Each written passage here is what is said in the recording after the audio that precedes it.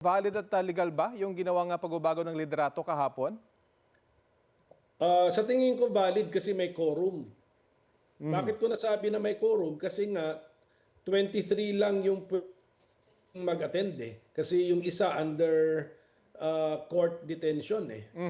So ano ang majority ng 23? Hindi ba 12? Oh, so marami na yung 12 eh. Yun na yung malaking numero sa loob ng 23 na hindi natatalunin ng iba pang numero eh.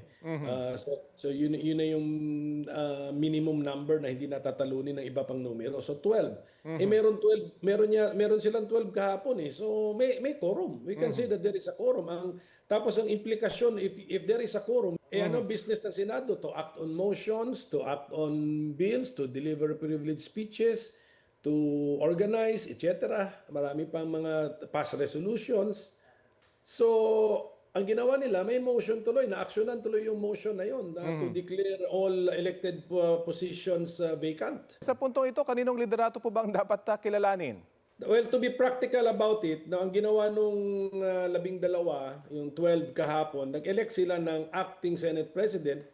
Linagyan nila ng word na acting. Ibig sabihin nun, alam nila na hindi nila kaya maghalal ng Senate President kasi governed by the Constitution na yun eh.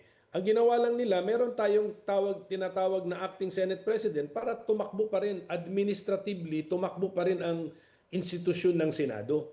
So yun ang ginawa nila. Pero si Senator Sherwin Gatchalian cannot perform the duties ng Senate President na nakasulat sa Constitution. For example, to be chairman of the Commission on Appointments, hindi si Sherwin Gatchalian yun kasi hindi naman siya Senate President.